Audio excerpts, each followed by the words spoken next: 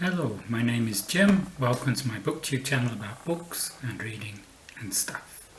This is Tuesday, so I'm going to do a tag. This tag was created by AJ Dunn, Reads and Writes, and it's all relative book tag. The first prompt, Mamma Mia. Recommend a book with a mother character that is pivotal to the plot.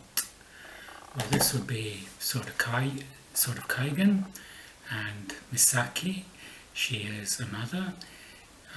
Sort of Kaigan is a standalone fantasy novel based on Japanese tradition, and it's very good. It's my favourite book of the year so far.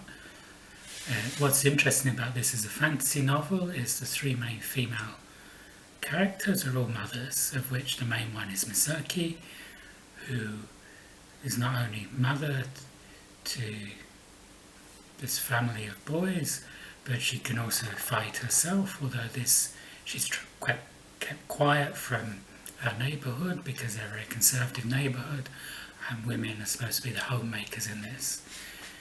But when she needs to fight, she can fight. Prompt number 2, Papa Don't Preach. A book with a father character you like or despise. What immediately springs to mind with this is Poisonwood Bible. Here is a father that I despise. This is Nathan Price. Nathan Price is a Southern Baptist evangelical preacher who decides he's going to take his family to Belgian Congo to bring Christianity to the Africans. And the rest of the family don't get a say in this. He has 4 daughters, and 3 of them are teenagers and 1 is a bit younger, and he takes them to Congo, Belgian Congo. This is in the 60s, I think, and Congo is not a very safe place to be. It's not usually a very safe place to be, and a lot of misfortunes before the family when they're in this African village trying to convert the natives. Nathan Price descends slowly into madness. Prompt number 3, Brothers and Sisters. A book with an interesting sibling relationship. For this I'll go with The Mill on the Floss, George Eliot's first novel, and we have brother and sister, Tom and Maggie Tulliver. At the beginning of the novel they have a very close relationship. It's quite complex. But then tragedy befalls the family, and the mill goes bankrupt and lots of difficulties ensue, and Maggie and Tom become estranged to one another. Maggie is tricked into almost eloping with this guy, and Tom will not let her set foot in his house after this, and it's about their turbulent relationship. The whole book is about Maggie's yearning for love and acceptance. Prompt number 4. It's been 84 years. A book you like that is multi-generational or chronicles a character's whole life. A book spanning a long time span would be Love in the Time of Cholera by the great Colombian writer Gabriel Garcia Marquez.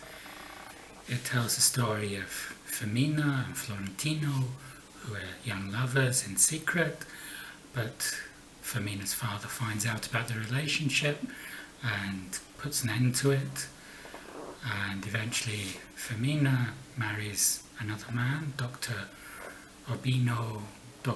Juvenal Urbino, but the flame in Florentino's heart for Femina never goes out, and the story continues until they're in their 60s and 70s, and for it to be their relationship to be rekindled. It's an interesting tale about obsession and love over many decades. Prompt number 5, You Complete Me. A book with an interesting marriage as a central element to the story. I saw Shelley Swearingen's video for this. I'll link to hers here. She chose The Time Traveller's Wife, and I can't think of a better story than The Time Traveller's Wife. This is the relationship between Henry and Claire. Henry is a time traveller, a reluctant time traveller. He doesn't have a machine or anything, but he has this condition. It's like an epileptic fit, but when he goes into one of his fits, he ends up in a different part of time. So their relationship is very different over time, because sometimes Henry is younger, sometimes Henry is older, and it goes over many years. It's a great book. It's one of my favourite time travel books, and one of the few books I've read that has a strong romantic element, which I enjoyed. I'm not really into romance usually, but this one was great. Prompt number 6, picture it. Sicily, a book with an interesting elder character. For this, I'll go with Murakami's Kafka on the Shore, where we have the character of Nakata, who is a cat finder. Nakata is an old man, he's nearly 80. When he was a young boy, he was a normal boy until about the age of 9, and then something happened to him and he could no longer read or write, but he found he had this talent of being able to speak with cats, and he's supported by a small government pension, and he spends his time finding cats that people have lost. It's a very fascinating character. It's a very surreal tale. Number 7, Friends with Benefits. A book with a found family or friends as family element. Here I'll go with Winterloon. I'll link to my review of Winterloon here. Winterloon by Susan Bernard. This is a coming-of-age novel about Wes is 15 at the start of the novel, and we see him on an icy lake in Montana or Minnesota, and his mother goes through the ice and drowns. His father is an alcoholic, his mother was also an alcoholic, and his father abandons him and leaves him in the care of his grandparents, but his grandparents are not very welcoming to him, and he finds his real father figure with the Hightower family.